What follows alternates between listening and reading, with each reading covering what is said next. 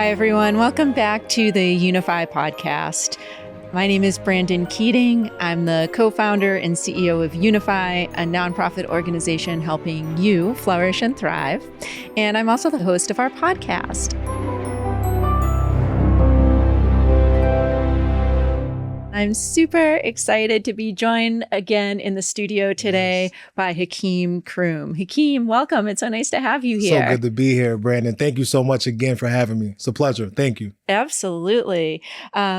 So Hakeem runs the Umoja program. Am I getting that right? Oh, yeah. At Victorville Community College. Yes. And you are also a life coach Yes. and a speaker. Yes. And one of the things that I observed about you, Hakeem, when we met in Boston at a convening about wellness and leadership was that through all of these ways that you express your gifts in the world, you are really cultivating the flourishing of others. For sure.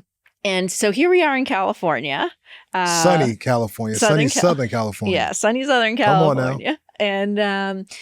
And both of us are from the East Coast. Yes. So for folks who maybe didn't see the episode where you were on with our friend Gary talking about entrepreneurial mindset advantage, give us a little taste of your young life. Yeah. So again, thank you. Happy to be here, Brandyn. So the younger Hakeem, right? Grew up in Harlem, New York, born in 1988. Was fortunate enough at that time to grow up in a 2-parent household. But we had our struggles. Mom and dad both, they worked for a good amount of time. When I was born in 1988, we were impacted. I wish, right? 1988, we were I was like, I already was starting to feel old. Now you're backing it up on me. But 1988, we were really during that time, a lot of communities across our country, especially urban communities, right, were impacted by the war on drugs and so my family, during that time in Harlem, it was the height of the crack era, and so my parents, they did a lot to keep our family as insulated as much as they could. But then, there was some ripples even for them. So they both struggled with substance abuse, for some time. But my family, that's the rock and the foundation. I'm the middle of 5 kids. We grew up, in Harlem, really valuing education. So my parents, although my mom went to community college for 2 years. My dad didn't go to college, didn't finish high school, but they valued education. So that was something that was really important in our household, reading books. And even when we were on punishment, that was you're going to read this book when you're on punishment, right? Do book reports. But, that really helped cultivate the love of learning early, curiosity, inquisitiveness, things like that. And so that was really good. So, when I was a child, about 1.5 years old, my mom and dad, like I said, they struggled with substance abuse. And my dad and my uncle got into a dispute. My uncle called, BCW, which used to be that is now Child Protective Services, called them on my father. And there was a social worker who came and ended up removing me physically out the home. I was about maybe 1.5 at that time. And my 2 older brothers, they were, 13 and 12. They decided to remove me from the home.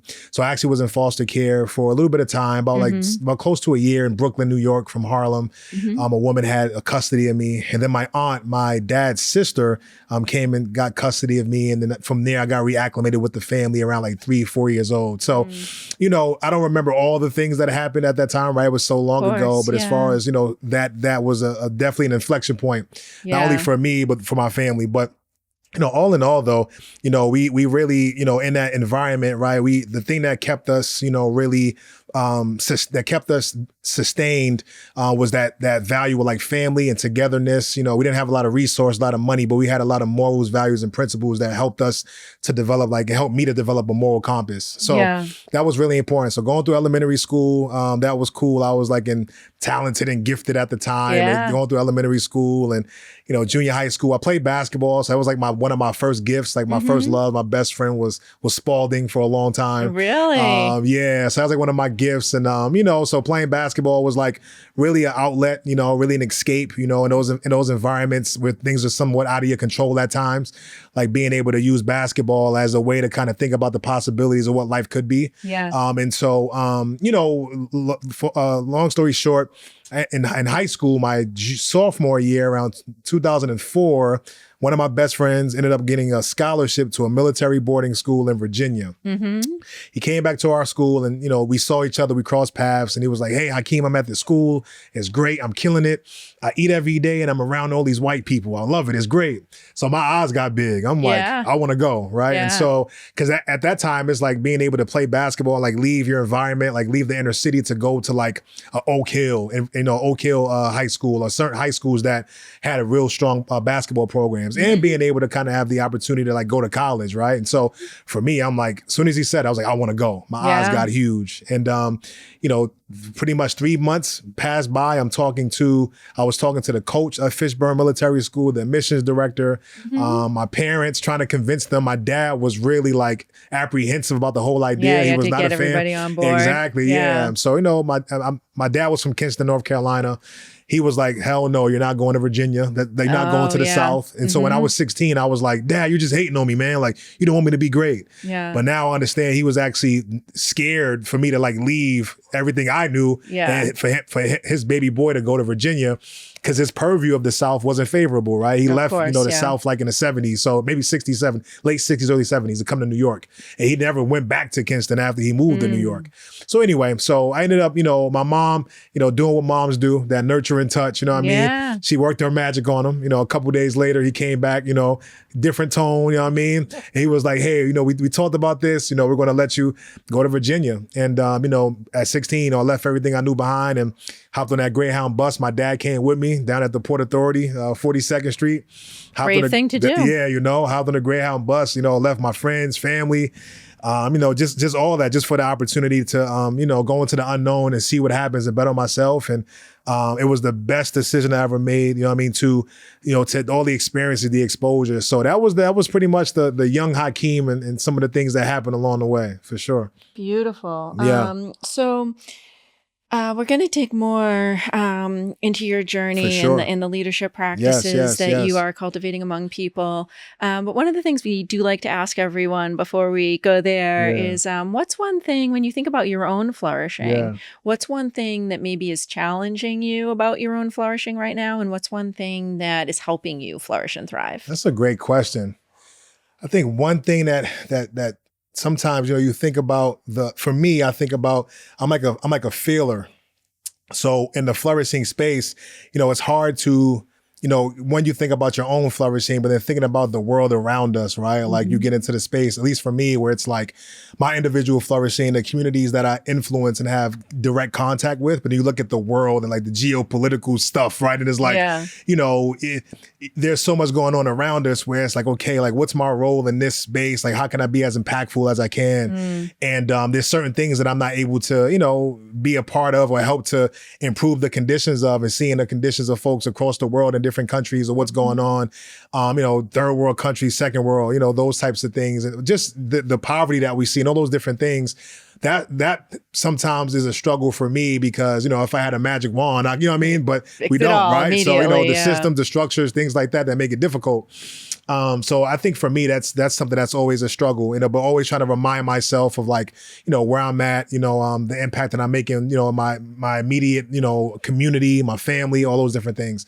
You know, what really pushes me forward, I think it's spiritual for me. It's like a mixture of like love, the God, whatever you want to call it, the thing. For me, it's, you know, I'm so moved by like how God has placed me in so many different environments. And it wasn't like, when I look back at my life in retrospect, I'm like for me, there's no way you can't believe there's something bigger than all of us, right? Hence why I named my documentary Bigger Than Me. It's like that for me, coming from Harlem, going to Virginia, you know, being in Boston, Massachusetts for a while, in California, I've been so fortunate to just cultivate such rich like relationships with people, be a bridge builder. I mean, even today I was on a phone call, 5 a.m. and 6 a.m. I was talking to a gentleman that I knew from college years ago.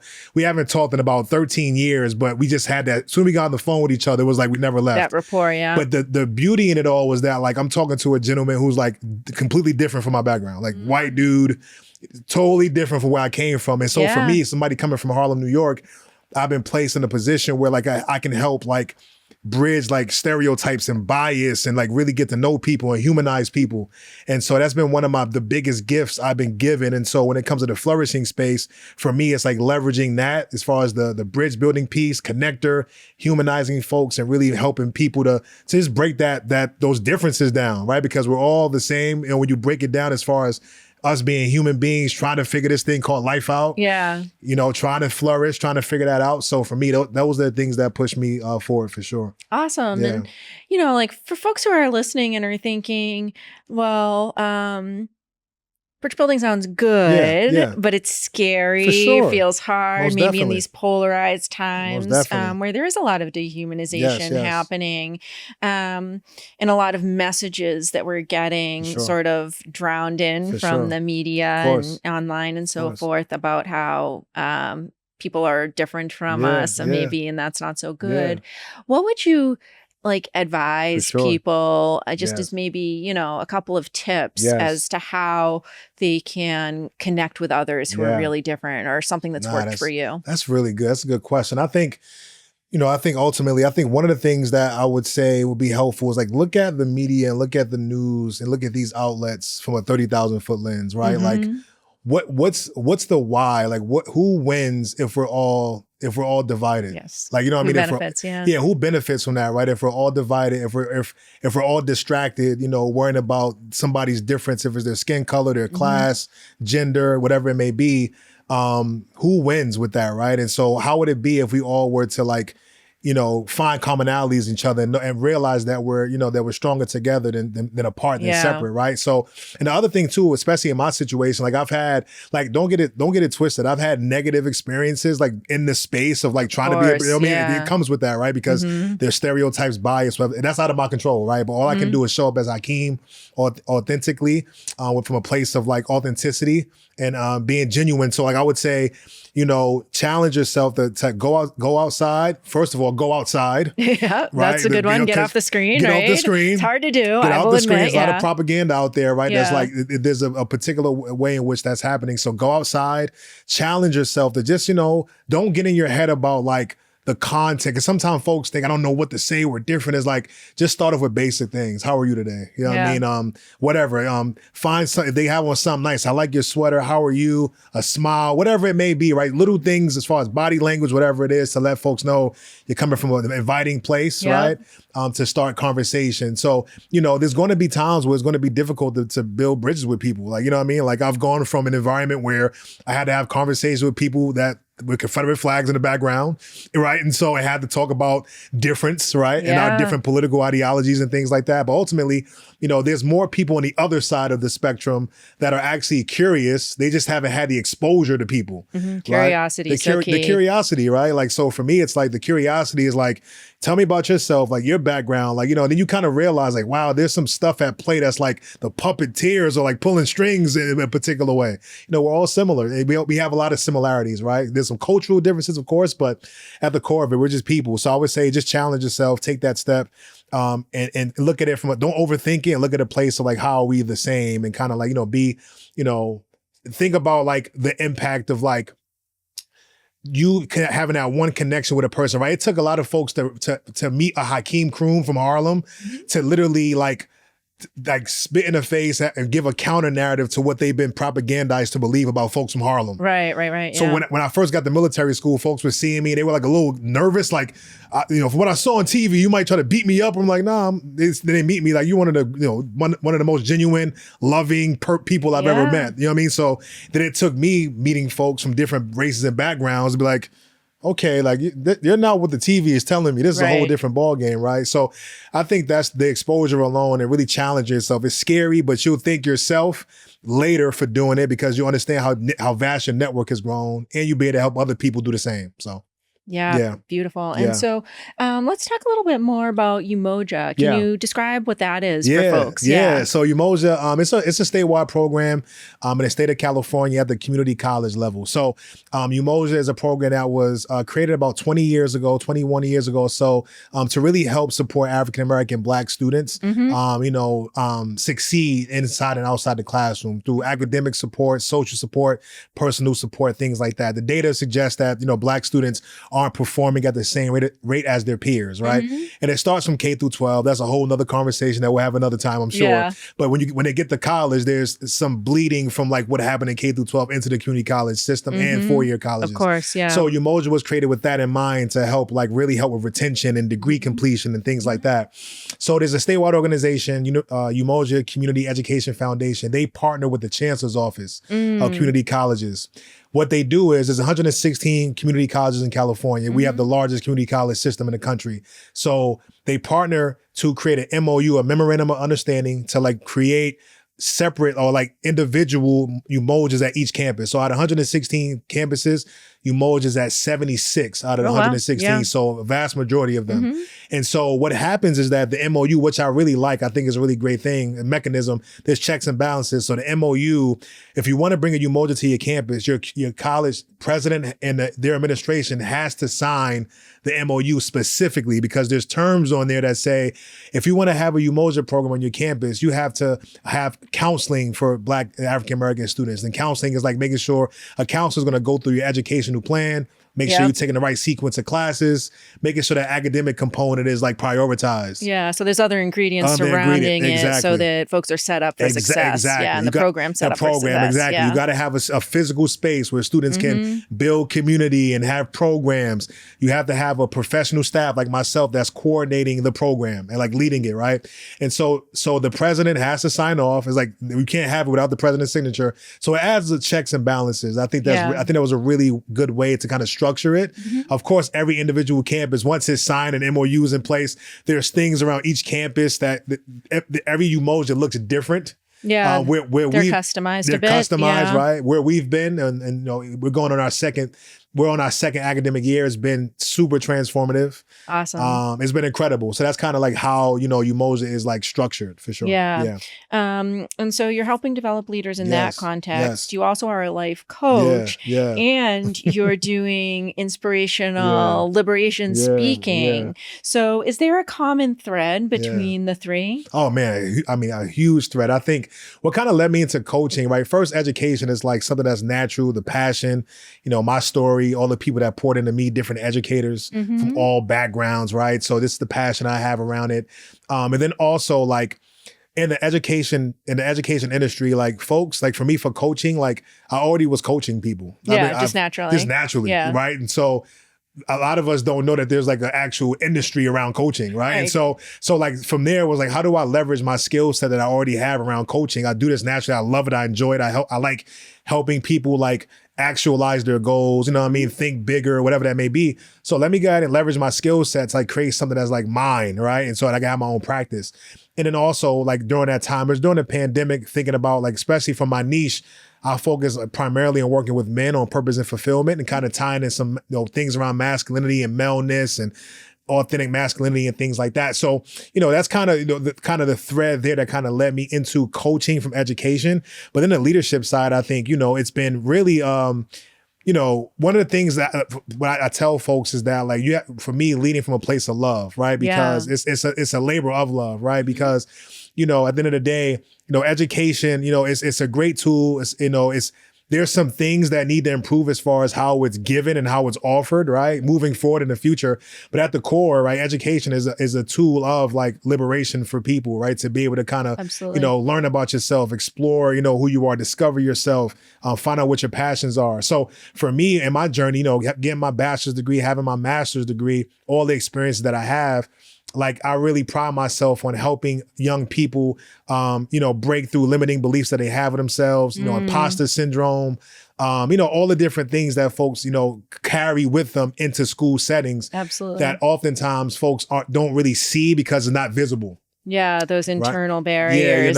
Yeah, and of course you having that sense of possibility when you were so young. Yes. In Harlem, I feel like a lot of people would have made a different choice. Might have found it too overwhelming, too scary, too whatever, to go into a completely different culture, go away from your family at age 16. Yes. Are there some key lessons from those experiences that you bring into breaking through helping others break through those limiting beliefs? That's a great question, Brandon. Tons. I would say, it's a couple of things that I'll highlight. One, I would say like, just your mindset, right? How you frame your experience. Nobody's leaving this earth unscathed.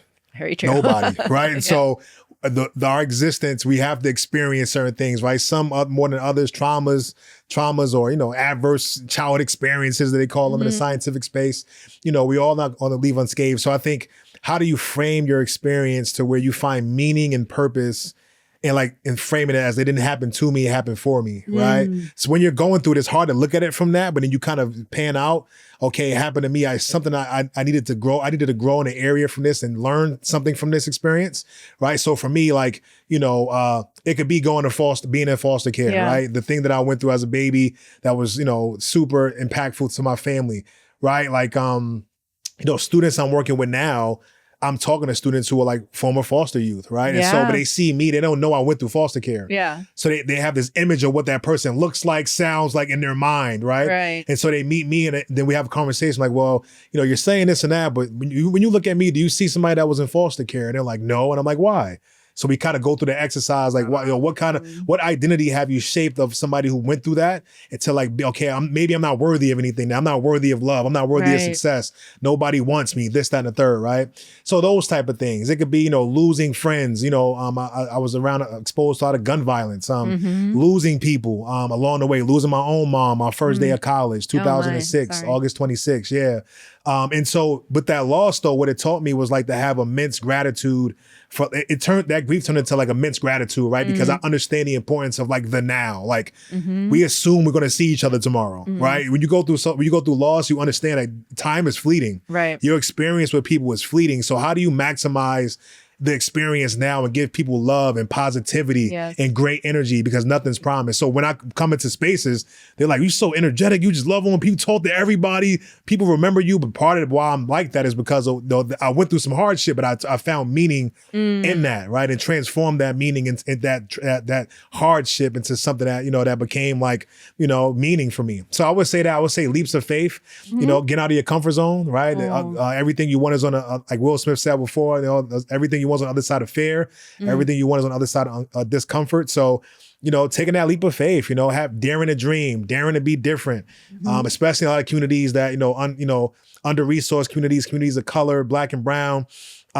There's a way in which the social conditioning it makes it challenging to be a leader, because there's peer pressure. And so doing what's different, in some instances, you're seen as a lame, you're not cool. Yeah. So as a kid, you want to be in the in crowd. You want to fit in. I don't want to be lame, but you might follow. But the understanding, I would tell folks, when you think about it, think about where you'll be 5, 10, 15 years from that point, and then you make a different decision. So for me, the things that I did as a youth that were different than some of what my peers were doing, now I understand, okay, if I didn't go this way, I would have ended up in prison. I would have ended up here, murdered, whatever it would have been, right?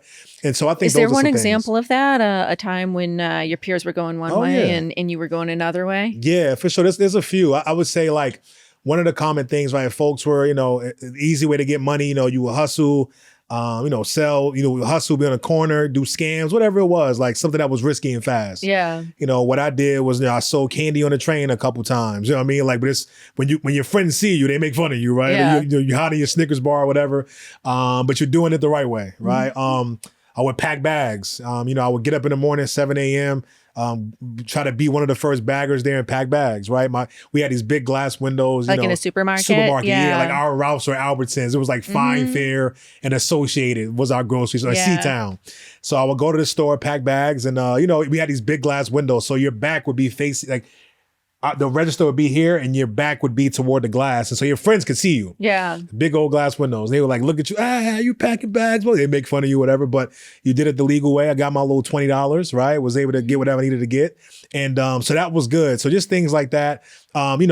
Staying out later, going to different parties or different things. I would go to our community center. We had this thing called Night Center from 6 to 10 p.m.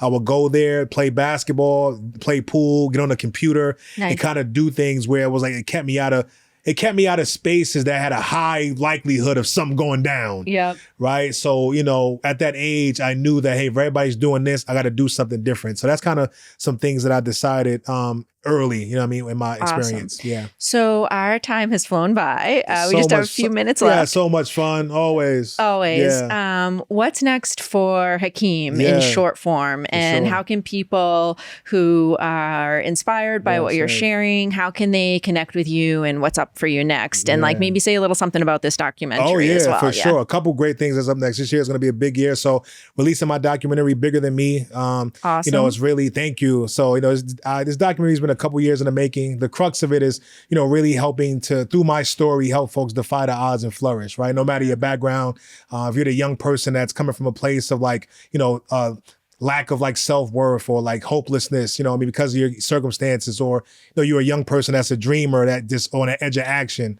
You know, those type of things, right? So my documentary, you know, is going to be showing like my story going from Harlem, coming all the way to California, all the different, you know, things that I experienced, and kind of packaging it to where like, you know, your mindset is the thing that like defines your ceilings, not your circumstances, right? So using that to inspire people, and using my story for that. I'm also working on a book that I'm going to have that's going to be like simultaneously like packaged with the documentary. So it'll be like a self-help / memoir book. Oh, so fabulous. So I'm super excited to get that out as well. The documentary is expected to be released in August. I'm doing some crowdfunding right now to get the shaping of it right right now.